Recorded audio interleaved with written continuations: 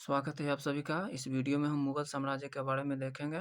तो शुरू करते हैं कि मुगल साम्राज्य था, उसका स्रोत क्या है जानने का। वह बाबर नाम है, जो कि तुर्की भाषा में लिखा गया है। लेखक कौन है? तो बाबर है।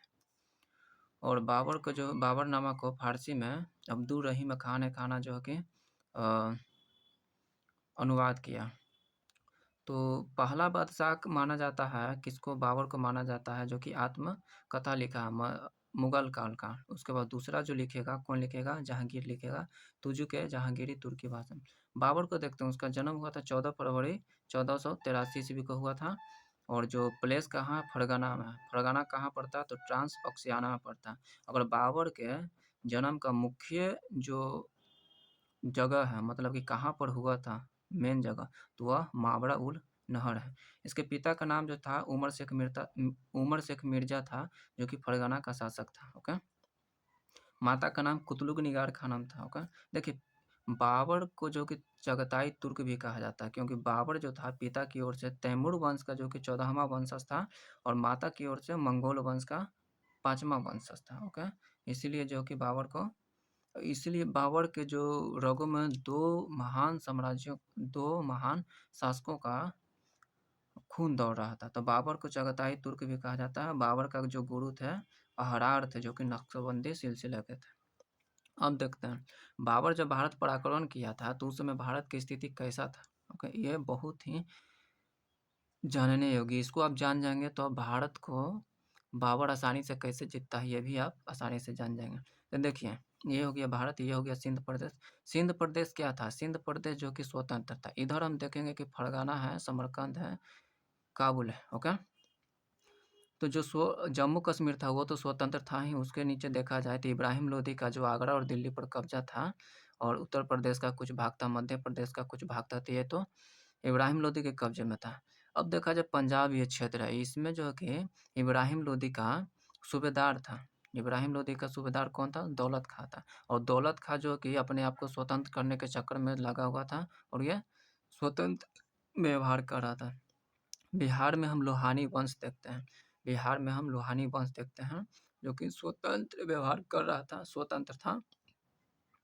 और यही लोहानी जो है कि फरीद खां को, जब वो शेर को एक ही तलवार के एक ही वार से 2 टुकड़े कर देते हैं, तो उनको शेर खां की उपाधि देते हैं। बंगाल में देखते हैं कि नुसरत शाह जो था वो भी स्वतंत्र था। ओके।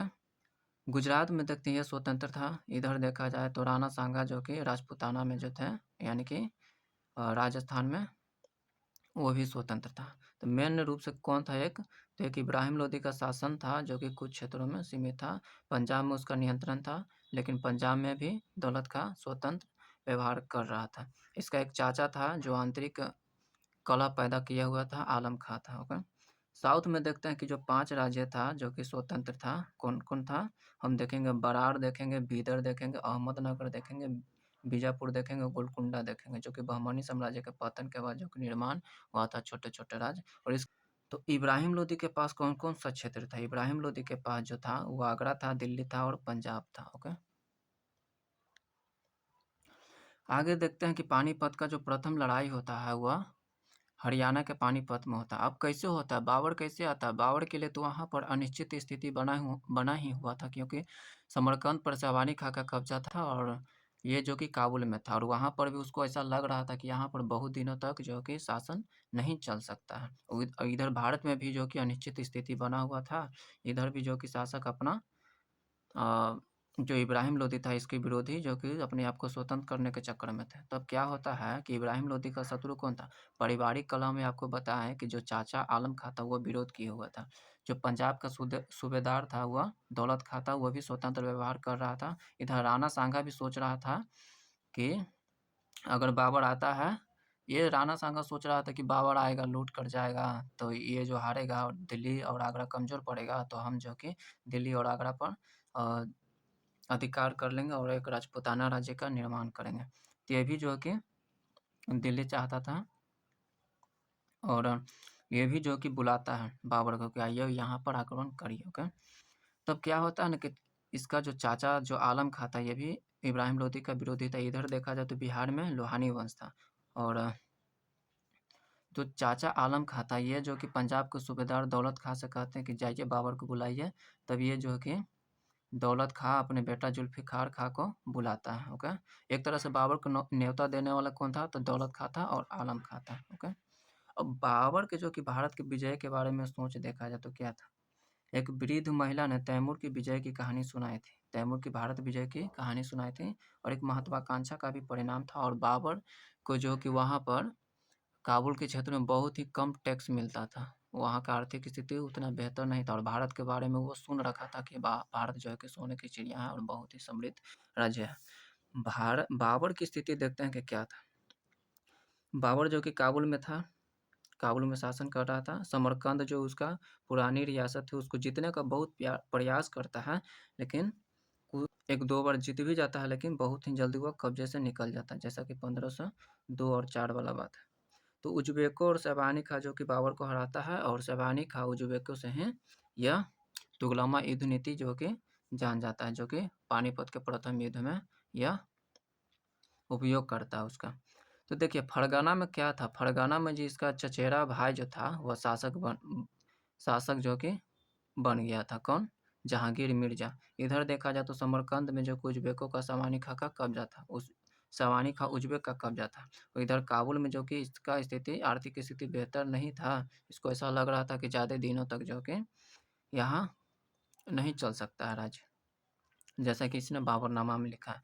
क्योंकि इसका चाचा जो था वह महमूद खां था, ये भी बाबर को कहीं न कहीं विरोध कर रहा था। तो इधर देखा जाए और टैक्स के बारे में आपको बताएँ कि काबुल में आय का एक ज़रिया था तमगा था। तमगा जो कि आय और निर्यात पर लगाया जाता था, जो जिससे बहुत ही कम जो कि लाभ मिलता था।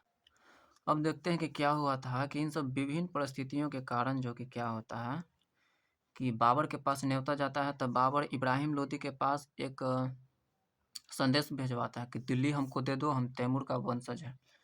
इब्राहिम लोदी जो कहता है कि दिल्ली आपको नहीं मिलेगा, किसी भी हाल में नहीं मिलेगा, हम लड़ने के लिए तैयार हैं। तब देखा जाए तो तब जो कि पानीपत का जो कि प्रथम युद्ध होता है और इसमें जो राणा सांगा भी बुलाया था, हालाँकि राणा सांगा जो कि साथ नहीं देता है।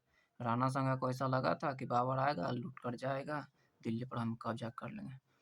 तो यही होता है। सबसे पहले देख लेते हैं कि बाबर ने भारत पर अंतिम जो 4 आक्रमण किए कौन-कौन सा था? तो पानीपत का प्रथम युद्ध था, इब्राहिम लोदी को हराया।